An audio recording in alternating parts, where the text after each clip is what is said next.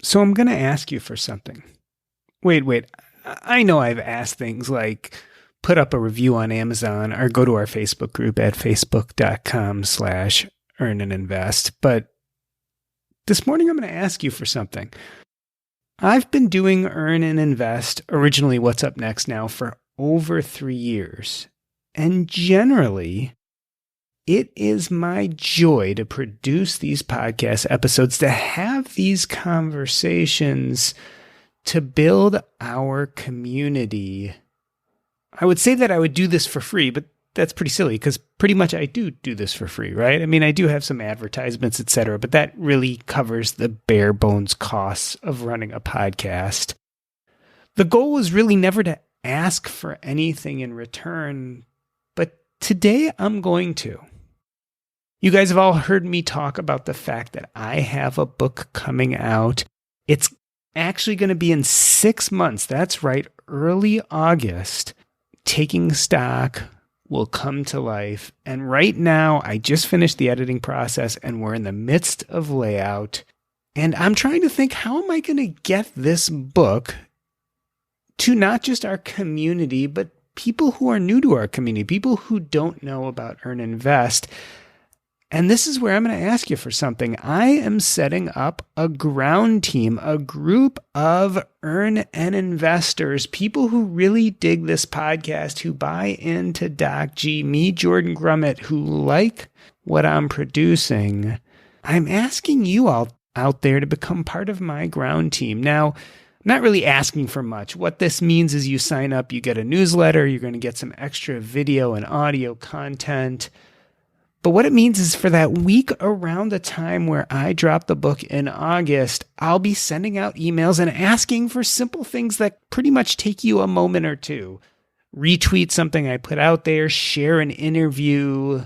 If you have a copy of the book, take a picture and put it up on the internet. Some really simple things that you can do during that week of launch that will help me get the word out about Earn and Invest, about this book Taking Stock, and about my message about what the dying have to teach us about money and life.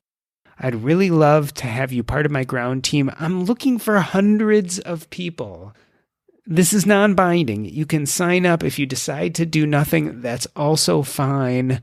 But join me, become part of this ground team. If you love Earn and Invest, if you like what I'm putting out every week, this is a chance for you to show your appreciation and deepen your connection to this community. It is really simple to sign up. Just go to earnandinvest.com. The first thing you'll see is a picture of a book, and all you have to do is click on it, and that's how you'll become part of our ground team. Check it out, earnandinvest.com.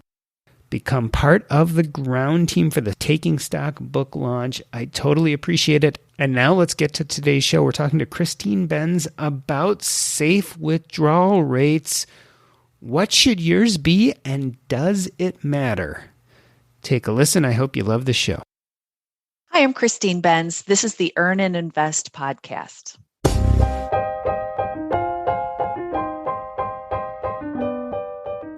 When I came to the conclusion that I was sick and tired of being a doctor, one question loomed largely in my mind. How much money did I need? The question paralyzed me and in many ways thwarted my early attempts to leave medicine. Upon discovering the financial independence community, a magical concept in many ways answered that question.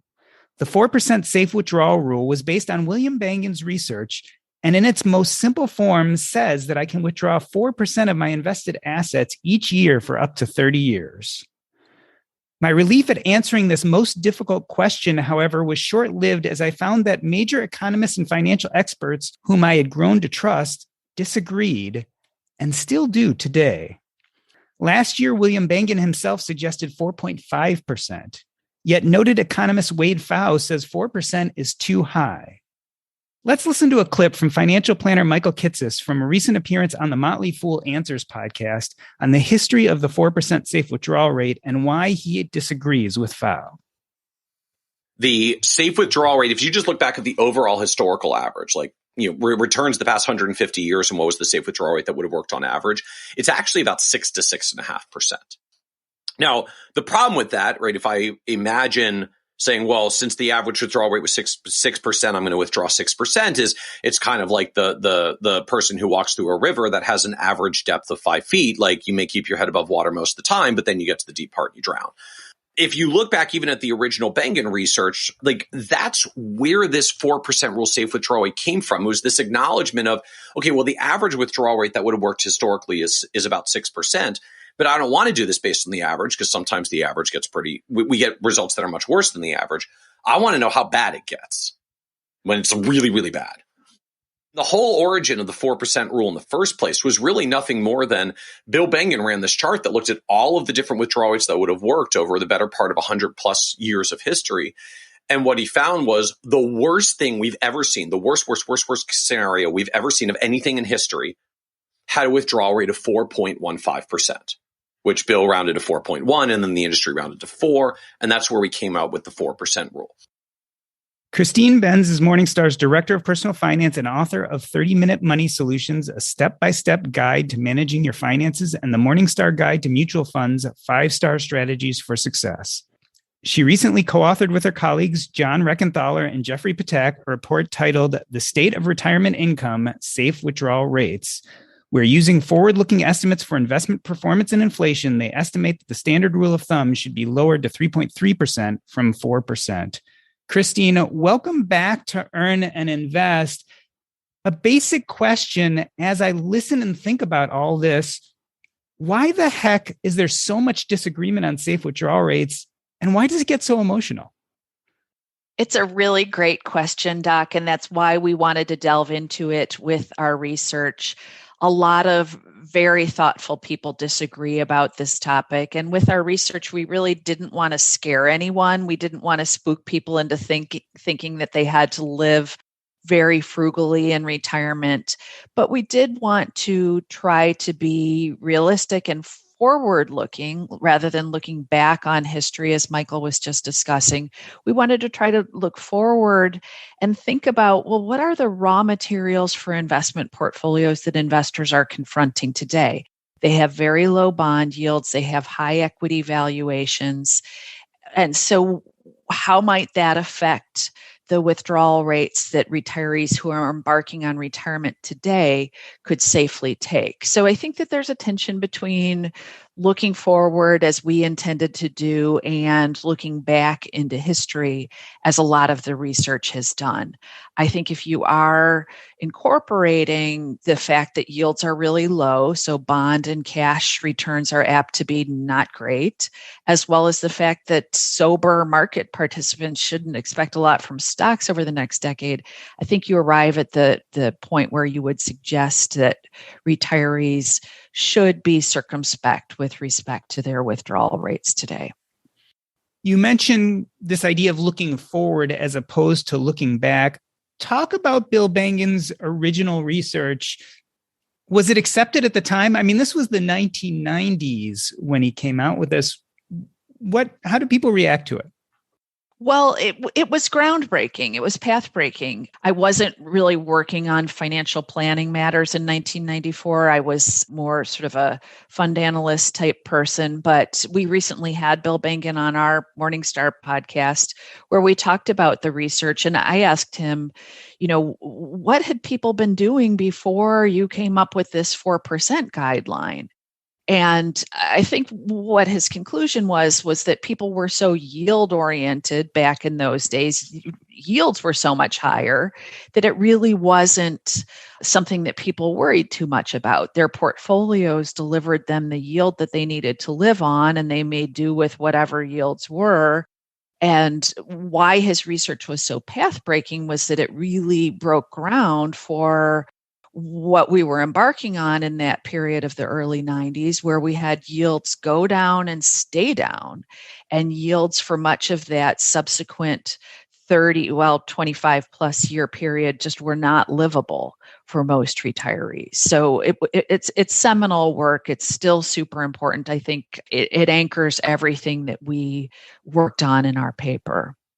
And just for clarification purposes, a lot of us talk about the 4% safe withdrawal rate, but don't really understand the details. I mean, there's some fine print there, right? Like, you have to understand that it's for a particular asset allocation. When we're talking about longevity, right, we're talking about a certain number of years. Talk about some of those fine print details that sometimes people forget to think about. Right. And they're all important swing factors. So it's important as you approach this and you're kind of thinking about your own plan, line up your own variables alongside those variables that underpin the 4% guideline to decide whether that even makes sense for you. So in Bengen's research and in our research and a lot of the research in between, it assumed a 25 to 30-year time horizon in retirement. It assumed a more or less balanced portfolio between stocks and bonds. It assumed a certain probability of success. So in our research, we aimed for a 90% probability of success, meaning that someone embarking on that withdrawal strategy would have a 90% shot of not running out of funds during their retirement time horizon. So if people are approaching this decision and for whatever reason their situation doesn't match those underpinnings, then you would want to calibrate accordingly. And then importantly, Doc, I think it's important to talk about when we're talking about 4%, we're not saying 4% in perpetuity.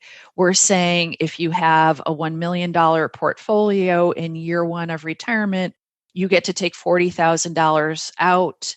If inflation runs at 3% in the following year, you're at $41,200 and on down the line. So you're taking that initial 4%, then you're giving yourself an annual nudge up for inflation to that dollar amount subsequently. So it's important to understand that. I think there's a lot of confusion when people hear 4%, they sometimes think 4% on down the line.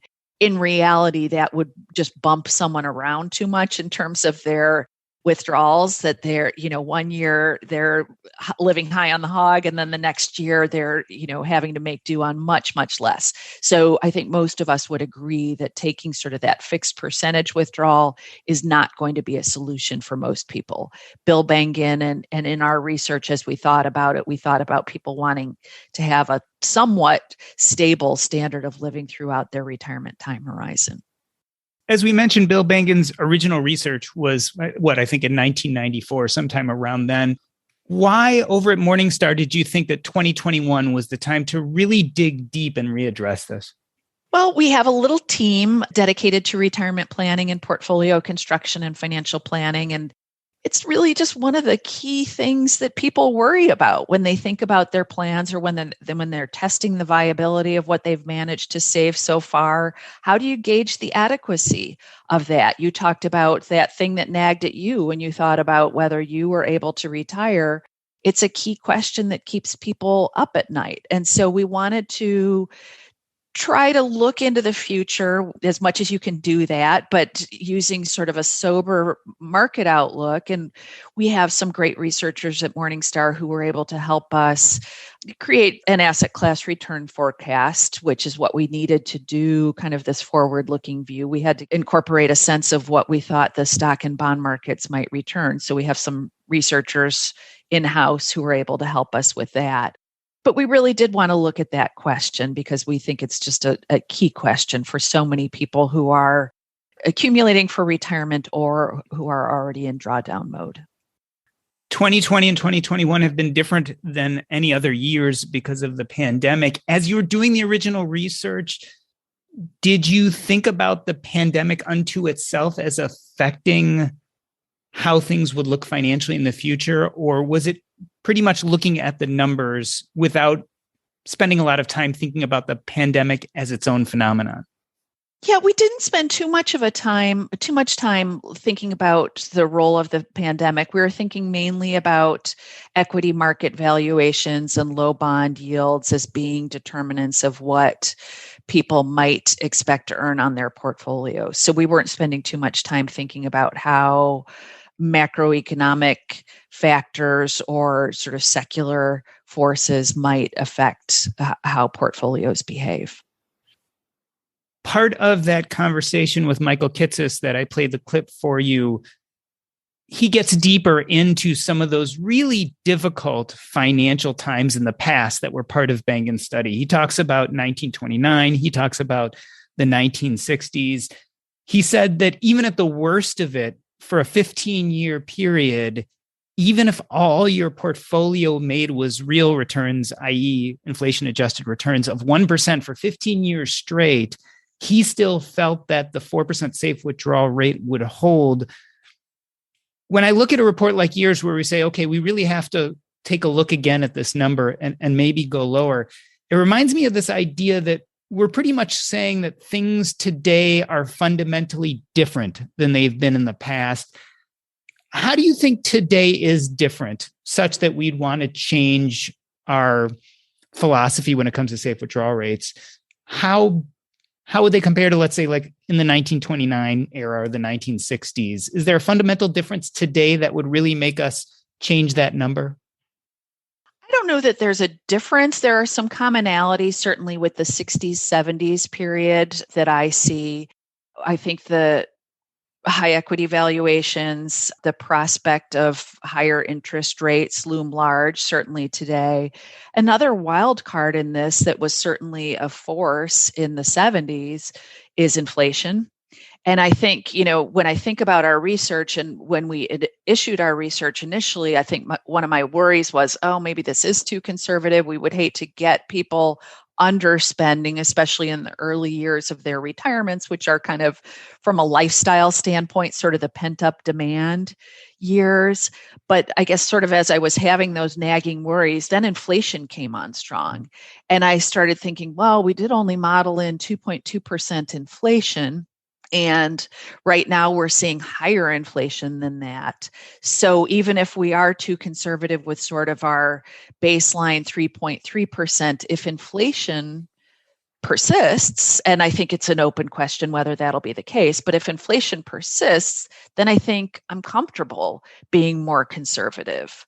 So there's a lot in there, but I do think that the confluence of very low starting yields, very high equity valuations, and the wild card prospect of higher inflation is a negative convergence for new retirees. And this was something we talked about with Bill Bengen as well, where he felt like the inflation piece was really the thing that was worrying him. And his point to us was that if inflation starts strong early in your retirement, so you have to lift your withdrawals to maintain your standard of living, his point was that tends to be persistent, that it tends to just get built on.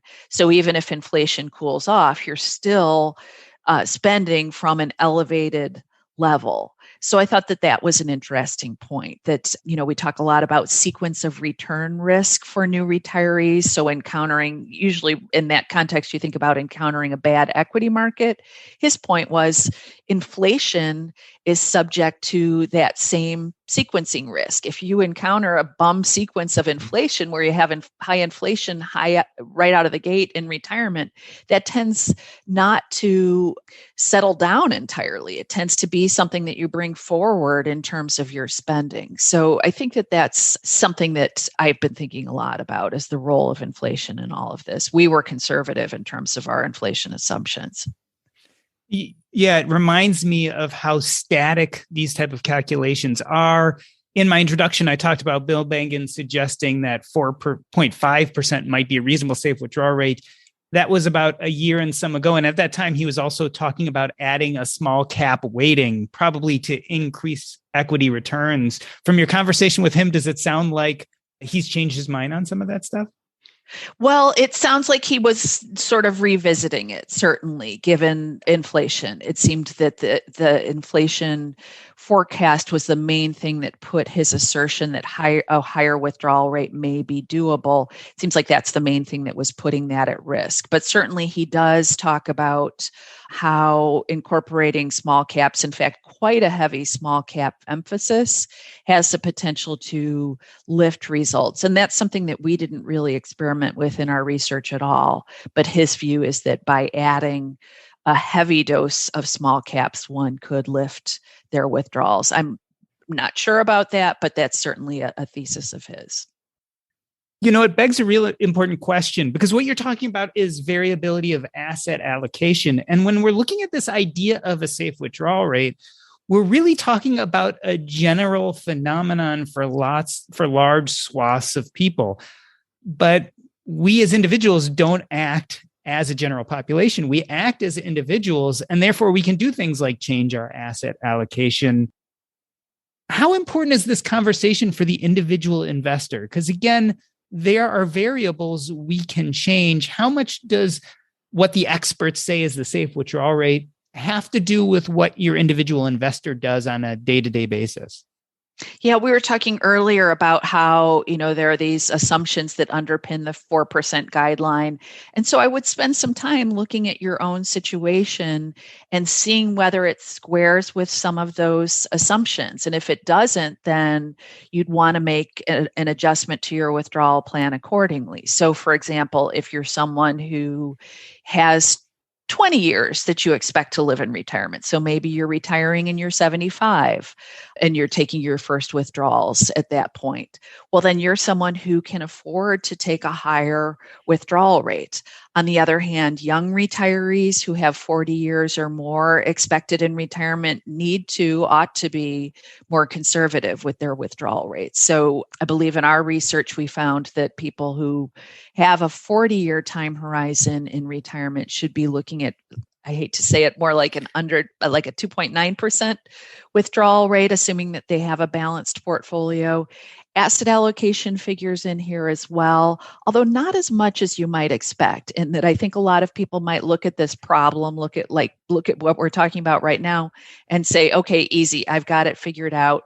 I'm just going to hold 90% in stocks or 80% in stocks, because historically stocks have been the thing to lift withdrawals. They've been the thing that have bailed out a lot of people. The fact that stocks have dramatically outperformed bonds.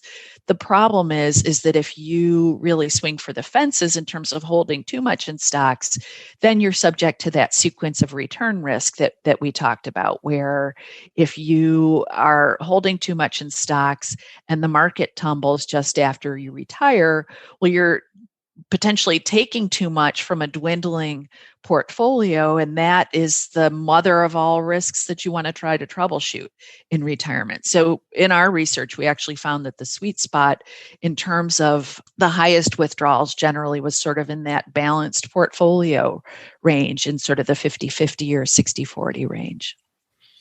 We talked about these different variables. Longevity obviously is one.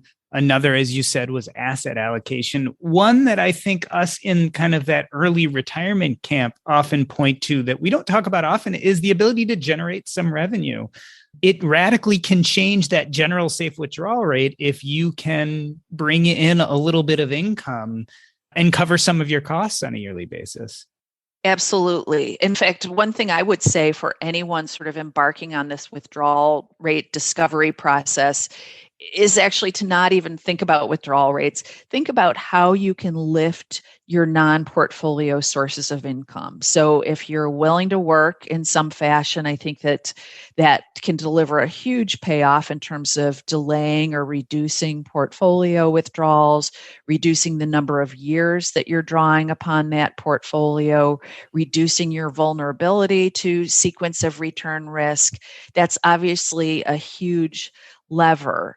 But even for people who are already retired or getting really close to retirement, who expect to fully retire and fully quit from working, whatever you can do to enlarge your non-portfolio income sources, that's job one. So that's making smart Social Security filing decisions.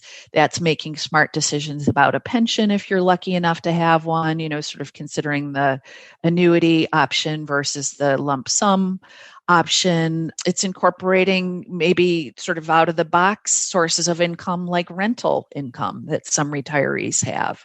So thinking about your whole toolkit of non-portfolio income sources, that should precede this withdrawal rate discussion, in my opinion. It's a very valid point and makes me wonder whether we spend too much time thinking about just the safe withdrawal rate and maybe not some of those other variables. Is that one of the messages you think that can come from this report? Absolutely. I think I mentioned our goal was not to scare people. I actually thought we spent a lot of time in the paper talking about all the levers that retirees have in an effort to lift this a safe withdrawal rate. So that 3.3% message, the press kind of took it and ran with it, but we felt that it was too stark because we spent a lot of time and energy in the paper talking about the other strategies that one could use. And one whole category that we haven't really talked about is just kind of thinking about your own spending during your retirement time horizon. And that's likely to change. So in a lot of ways, I think this sort of fixed real withdrawal system, that 4% guideline, is a bit of a straw man because most retirees don't really spend in that fashion. My former colleague, David Blanchett, did some really path-breaking research where he looked at the trajectory of actual retiree spending. And what he found was something that he described as the retirement spending smile, where retirement early on did entail higher spending for a lot of retirees. These are people in their late 60s or even younger than that, where they have a lot of things that they want to do. So they are, doing heavy travel. They're maybe helping adult children get their lives off the ground. Those are the heavy spending years for retirees. Then the spending tended to trail down in the middle years of retirement. And then for some retirees, it trailed up again later in life to accommodate higher healthcare expenditures. So I think that really being thoughtful about how you expect your own retirement to play out, to the extent that you can sort of predict the future, but you can predict things like, I think our roof is 22 years old. So it's possible that within the next 5 to 8 years, we're going to have to replace that thing. And my spouse's car is now 7 years old, and we like to keep our cars maybe for 8 to 10 years. So we think within the next couple of years, we'll have to buy a car. So to try to get ahead of some of those big ticket expenses, but also just to think about how your own spending patterns might change over your retirement life cycle. I think that's a really great process that retirees can run them through when kind of thinking about this. It definitely makes me think that what Bengen did with his research in the 1990s was really a Herculean task, right? He was trying to account for any and all possible market environments. And maybe it's just not realistic to put a specific number on that. Maybe we just don't know what's going to happen in the future, and one number can't cover all events.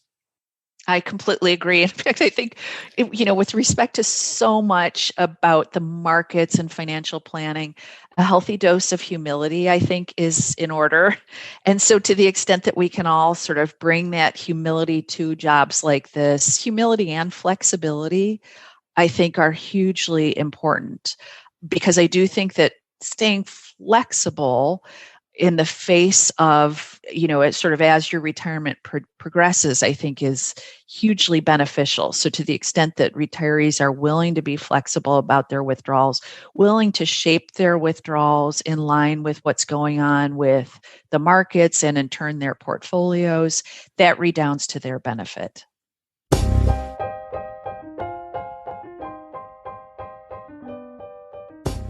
We are talking to Christine Benz. She is Morningstar's Director of Personal Finance and author of 30-Minute Money Solutions, a step-by-step guide to managing your finances. I'm Doc G, and this is the Earn and Invest podcast. We're going to take a short break, and we'll be right back.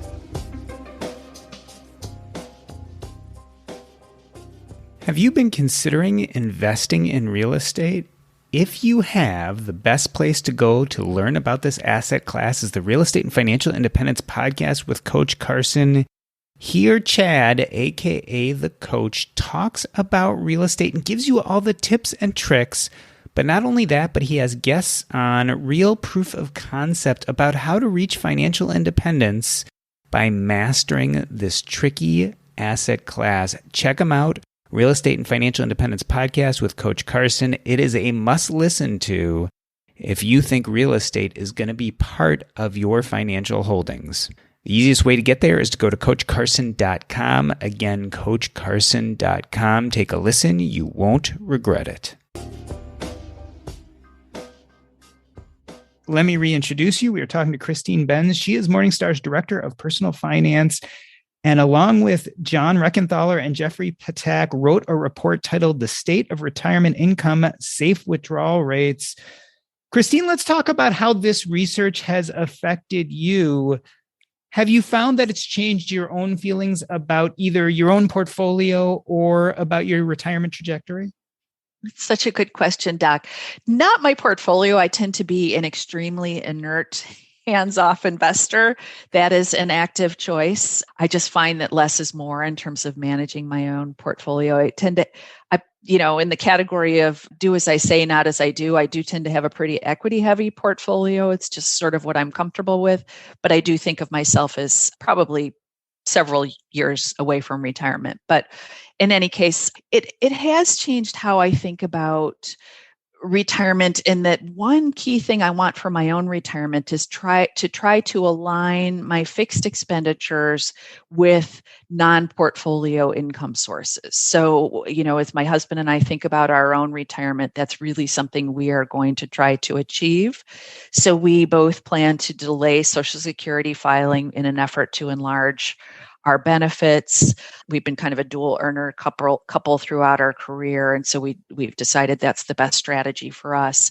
But we also think that we might purchase some type of an annuity, some type of a fixed annuity, really plain vanilla. I know a lot of people, their hackles immediately go up when you say annuity. I'm not talking about like the crummy, expensive, opaque annuity type. I'm talking about a very plain vanilla, low cost annuity. But the idea would be, I'd like to try to find a way to align our fixed expenses with our income sources. So I think that will give us a lot more flexibility to incorporate some of the flexible strategies for withdrawals. I think that, knowing that we have our fixed expense needs set aside through non-portfolio income sources, it'll just make us more accommodative if we need to make changes in terms of how much we pull from our portfolios.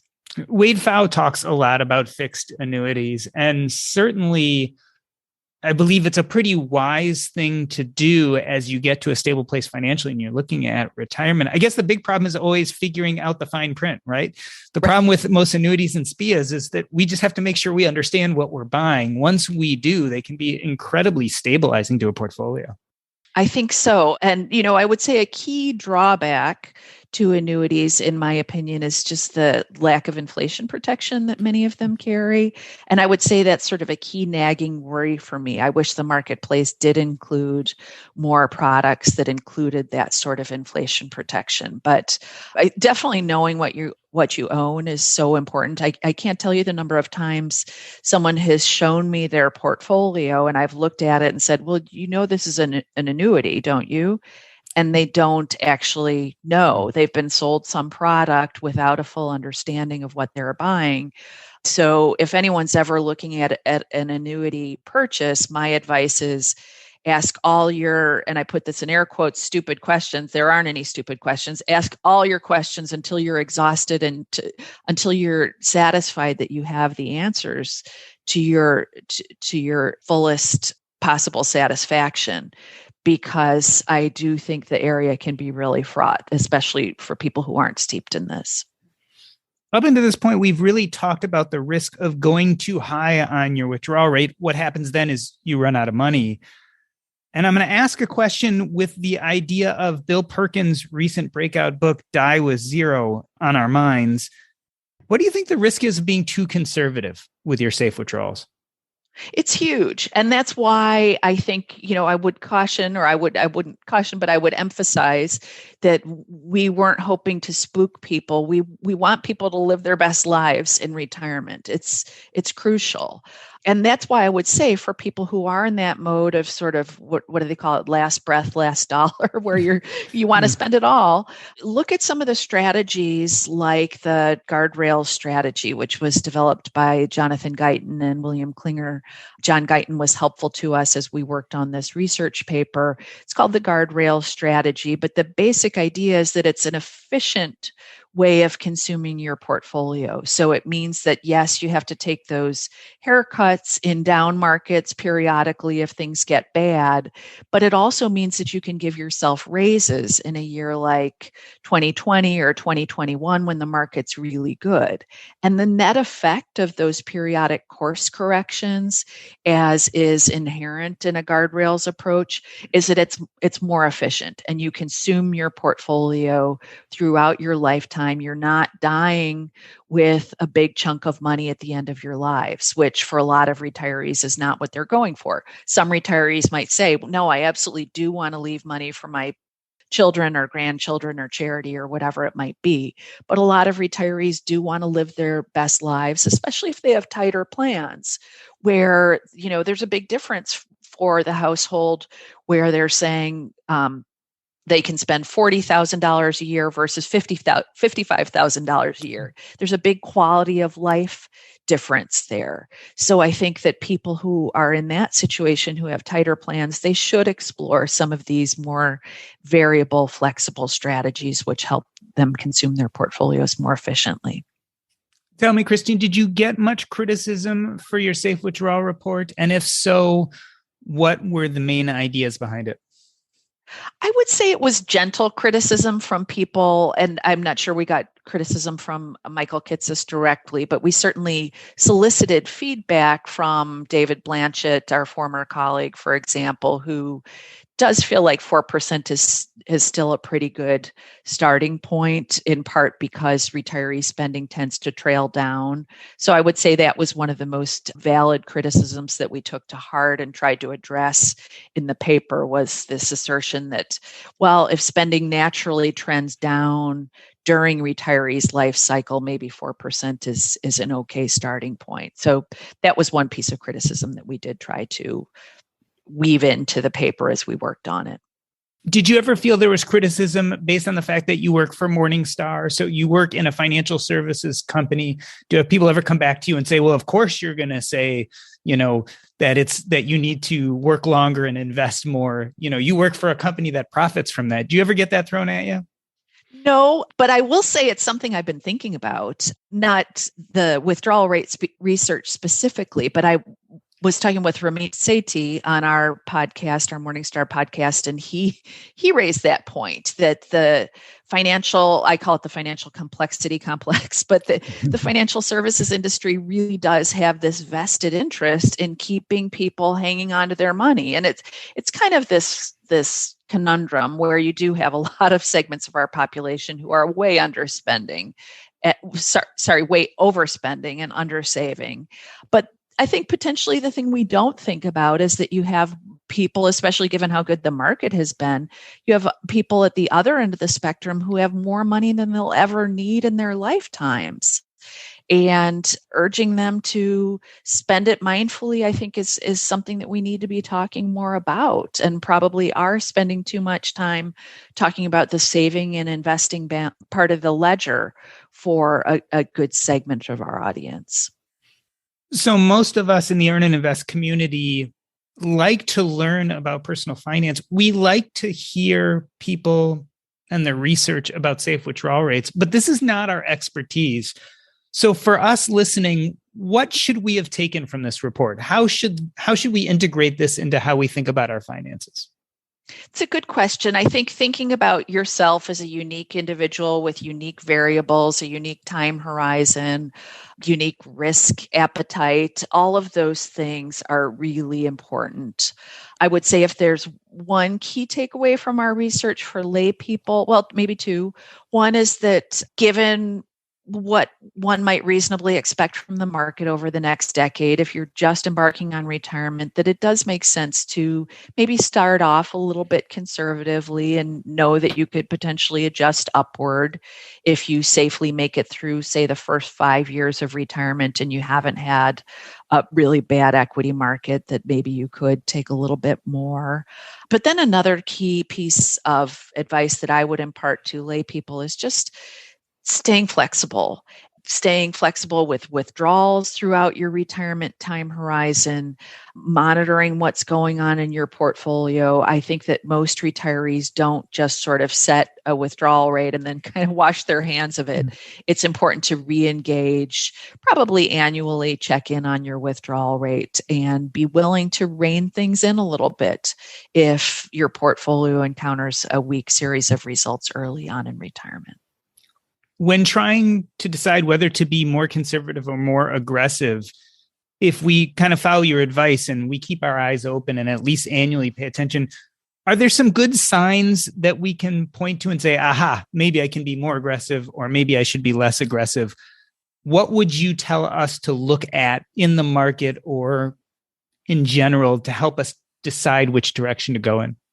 That's a good question. I would say that monitoring your withdrawal rate relative to whatever system you set out at the outset of your retirement is a key thing to help keep you on track. I wouldn't get overly caught up in trying to sort of forecast what might happen, but it seems like if in the year after your portfolio has suffered a big loss, if you can plan to take a little bit less in that subsequent year, I think that can redound to your benefit in terms of helping your withdrawals be sustainable over your whole time horizon. So in our research, we looked at some really modest tweaks to that 4% guideline. So I would say that the Guardrail Strategy is a little bit more aggressive in terms of requiring more frequent course corrections. But you can look at just these modest adjustments like simply foregoing an inflation adjustment after the year in which your portfolio has had a loss. We found that helped lift starting withdrawals meaningfully for new retirees and also helped lift lifetime withdrawals a bit versus just sort of that starting 3.3% and inflation adjusted. So there are more modest tweaks that people can employ as well. I like that so much. I'm going to repeat it in my own words. It sounds like what you're saying to me, and which I think is really important, is as opposed to trying to guess what's going to happen in the future and change your portfolio based on that, or your safe withdrawal rate based on that, look at what happened in the past year and adjust with what you already know has happened, which to me sounds like a much smarter strategy because the past is known, but the future isn't. Right, exactly. And, by reacting after a 1-year period, you're giving yourself a little bit of a course correction in time for further negative events to occur, because we know that market environments aren't usually over bad market environments aren't usually over in a year, that they can often be persistent for 2 years or 3 years or even more. So you're kind of catching it early if you make those course corrections after a single year. You mean that the pandemic downturn of 2 months is not the norm? No, what do they call it? The teddy bear markets? Not the norm, unfortunately. The norm is when people like us start sort of second guessing whatever asset allocation we've set up. People who are generally pretty comfortable taking risk and comfortable with our plans. I sort of remember that early 2000s period, especially, where I was like, what am I even doing? That the nagging questions that can occur when things really drag on for a long period of time. Right now, we are in the midst of what has been dubbed the Great Resignation. Now, of course, not all those people are retiring, but probably some are. Tell me about your personal opinion of 2022 as a year to retire. Well, I think that retirees should be circumspect about market returns. They should take to heart some of the sort of conservative guidance in our paper. But one thing I love, Doc, that I see unfolding during this pandemic is I've been thinking of it as sort of the porous border between work and retirement, where it's no longer this bright line for so many people. And I think the pandemic, one of the silver linings of this pandemic has been for older workers, especially, they've been given the flexibility to, many of them, to work where they want, maybe even work when they want.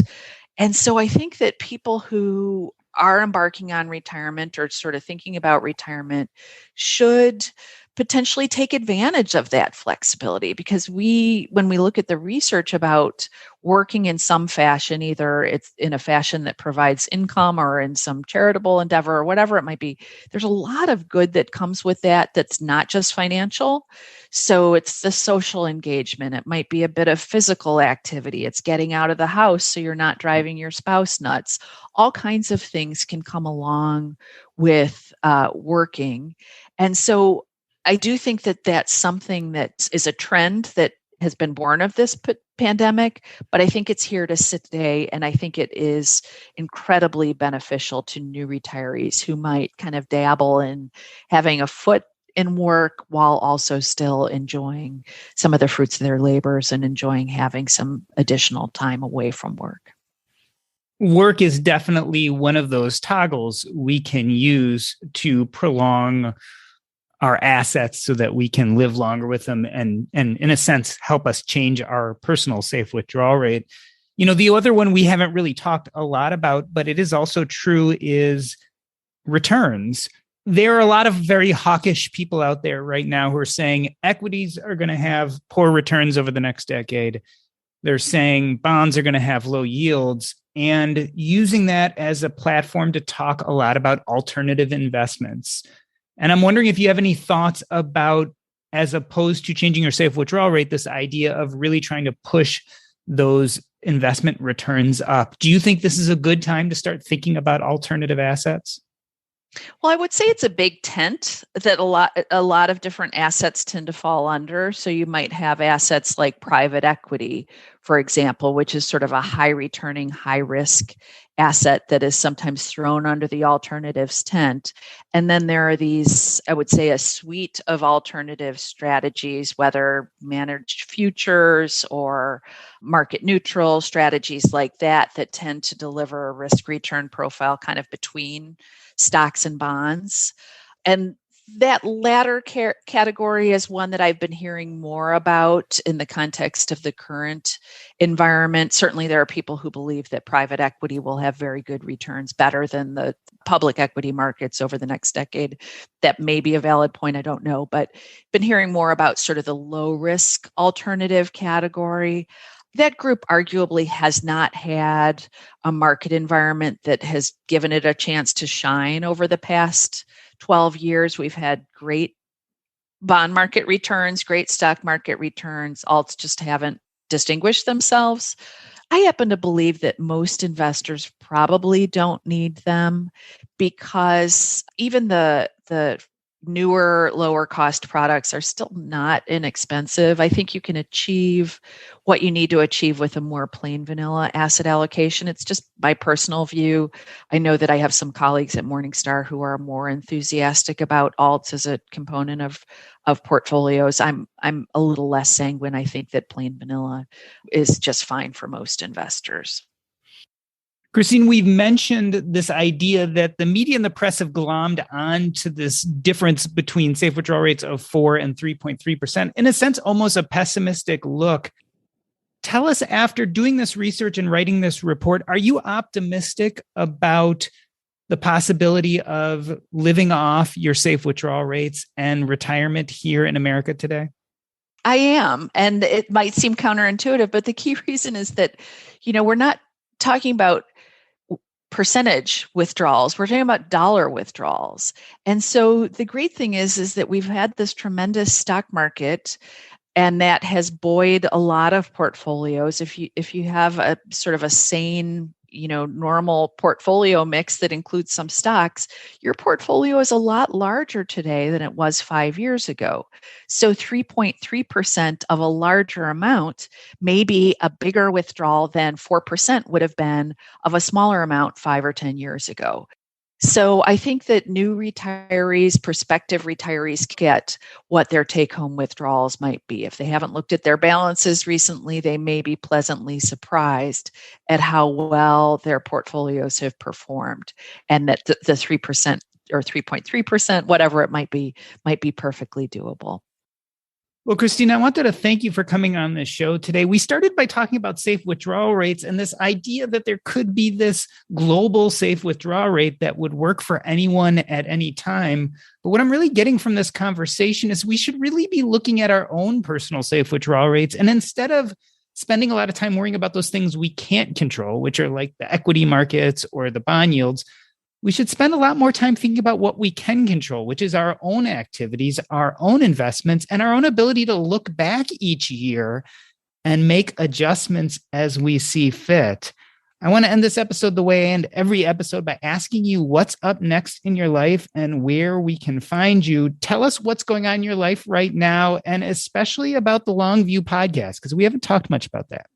I keep name dropping about that podcast talk, but it is a fun side project that my colleague Jeff Batak and I have been working on for, almost 3 years now, where we interview someone weekly, usually a thought leader in investing or personal finance or retirement planning. And I have to say, it's just been a tremendous source of inspiration for me, spending time with these people, researching their subject matter. So we have some good guests coming up. I won't tease any specific names, but I'm happy with the people we have on the docket, including one of the leading lights in the FIRE movement.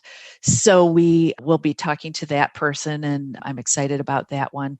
So another thing that I've been working on, just started work on for this year, is some work on diversification and correlations among asset classes, which sounds terribly arcane, but the basic idea is, if you have stocks in your portfolio, what's the best thing to add to help diversify that stock exposure? So last year we did a research paper where we looked at this issue. It turned out that very plain vanilla fixed income investments were the best diversifiers over the period that we surveyed, which went back, I think, 15 years. Whether we'll find that's the case again as we revisit the topic, that's sort of an open question, but it's some research that we've been revisiting annually in an attempt to give investors some sense of where they should be positioning their portfolios, especially if they want to have true diversification as opposed to what I think of as kind of faux diversification. So that's something that's kind of in the works and should be out later in the quarter. And if people want to interact with you or ask you questions, what's the best way for them to get in touch with you? Well, Twitter is, I would say, a good source of contact. My Twitter handle is Christine_Benz. That's probably the best public-facing sort of way to engage with me. I'm on there a lot. I learn a lot from individual investors as well as financial advisors and other people like you who I know via Twitter. This has been the Earn and Invest podcast. On behalf of myself, Doc G, I'd like to thank Christine Benz. That's a wrap.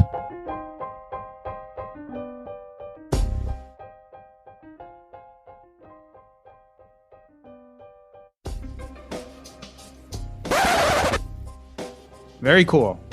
Okay, awesome. Thank you. Was there anything you feel like, so I always record the after show and usually put it at the end. Is there anything you feel we didn't talk about that you would have liked to, or part of the report or the research you feel we didn't get to? No, you were very thorough and I appreciate that. So thank you. I love the conversation because I do think we get caught in the weeds, and it's very, it's fun for insiders, quote unquote, to really start arguing those numbers. But it is true that what we see in the end is, to your average Joe and Jane, a lot of that detail isn't important, right? It's more of the psychology of how they go about taking care of their money, and again, how much attention they pay and how careful they are. And that can't be reflected in a number. It can't be reflected by 4%. It can't be reflected by 3.3. It really has to do with individual behavior. And I think very much we so. all forget that. Very much so. And, another thing I keep in mind is education level. And I don't mean educational attainment. I mean, just knowledge of these matters. A lot of people do not have a good working knowledge of what is a safe withdrawal rate. I know that Fidelity has periodically revisited these surveys with investors where some of the participants have said that they thought that 10% was probably a safe withdrawal rate. So we want to try to be educating people about, what's a good starting point when thinking about this problem? Because I think there is a little bit of an educational void. Yeah, it's true. Again, I think those of us who spend a lot of time thinking about these things love to talk about it, but I'm not sure how good that does the general population. Exactly. Well, yeah, I think these periodic looks at the research when it comes to safe withdrawal rate, I think is important too, because I think we do have to keep on looking back at it, because the idea that something that was done in 1990s could be durable forever also doesn't make 100% sense. So. Right. And even Bengen pointed out that he's revisited that research multiple times, looking at incorporating different asset classes. He is actually much more into kind of, I would call it, I don't know if he would call it market timing, but much more into tactical asset allocation, I would say. That was nice the way you said that. These days, than he was with the initial research, which assumed a more or less static asset allocation. And I do think that that's sort of an underplayed aspect of all of this. And I suppose it could be called market timing, but I don't really think of it as market timing. This idea of being thoughtful about where you pull your withdrawals, like which asset classes you pull your withdrawals from, I think could potentially help. And that was something that John Guyton has in his research that we didn't incorporate into our testing, but he actually has this whole idea of like in X environment, leave stocks alone, pull from here, rather than like pulling pro rata from stocks and bonds. So I think that that's another thing that we didn't talk about that I think is another way that people could potentially lift their withdrawals. That's certainly how I would approach it. Yeah. And a lot of people too are talking about that kind of equity glide path too, right? Where you start increasing equities again, kind of towards the end of life. Right.